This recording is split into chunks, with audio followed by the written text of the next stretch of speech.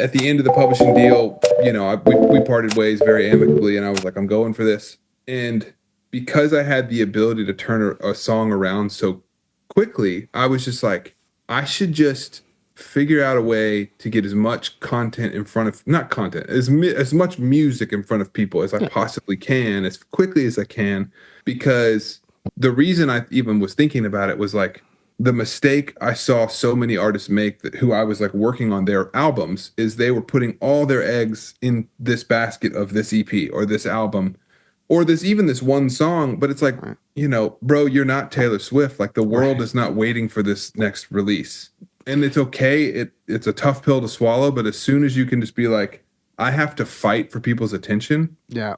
getting them to listen to 10 songs in a row from me and they don't even know who I am, like, that's just not going to happen. Dude, I have that conversation all the time, and it's like I have to like stop myself sometimes, because it is like it's not a nice thing to tell people, where it's like, No. exactly what we said, it's like, who's waiting for your album? No one even knows who you are. Nobody. Like, And you're pouring everything in your heart and soul into this whole body of work. right. And it's going to break your heart when it comes out and like people only listen to one song, if that. Right.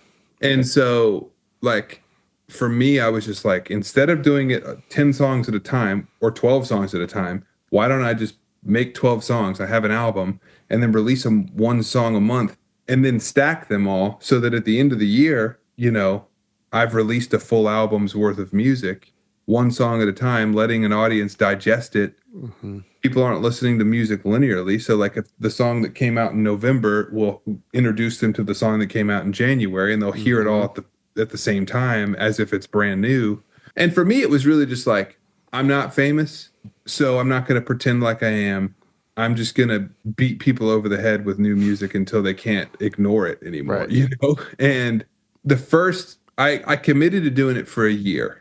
And that was kind of my thought process. And honestly, my inspiration for it was hip hop artists. I saw them just cranking out songs just all the time. Yep. And then nobody in the singer-songwriter world was doing that. And I was like, why are we not doing this? It's working in the hip hop space. No one's doing it in the singer-songwriter space. I'm not saying that I like pioneered this, but no one was really doing it at the time. No, it wasn't really happening.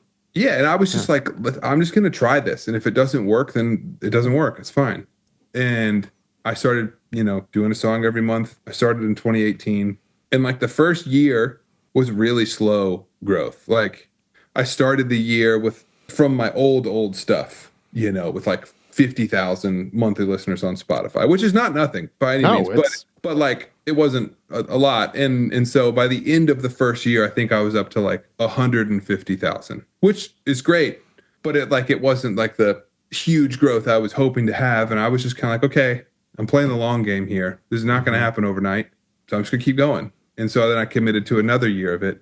And the thing that I did is I announced on social media before I even had the songs written. I was like, I'm doing a song every month. Right. And I like kind of like put that goal on myself, and I like put it out in public to set the expectation for people before I even had the songs done. And I loved that because it kind of put a fire underneath me of kind of like, dude, I'm not gonna lie, that's how I did the podcast. I had to announce it to make sure I did it. Exactly. Because like, if it's all just in your head all the time, like you can convince yourself out of it all. But I love that. If you just go for it and tell people it's going to happen, you're like, well, I got to get it done now. Yep.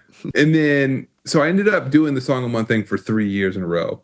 And after the second year was when I really started to kind of like see some exponential growth. And it took me 2 years to get to 1 million monthly listeners. So this is just pounding the pavement every month, new song. And then it went from 1 million, and then it took like 40 days to get to 2 million. And it just like kept growing and growing and growing. And then, man, the whole time in the back of my head, I was thinking, okay, like one day I'm going to do a full length album. Like this song a month thing is cool, but I'm going to do, a big album on a major label. That was like my goal, And at the end of that third year, I was talking to a lot of like different labels and stuff like that. And ultimately ended up signing a record deal and then spending about a year or two making an album. And it came out last October. It's called Lavender. Yep. And it was so much fun to make. And just the process was so different from doing a song every month, because now I'm thinking about a body of work, and I'm writing all these songs and producing all these songs ad nauseum, trying to make them all connect to each other, And I loved that, and I loved putting that album out. But like at the end of that process, I just really missed the run and gun nature of doing a song every month. Yeah. I mean, making an album, you know, there's like a curse and a blessing with it, right? Where you are thinking about it, the whole thing as a thing, but then you get to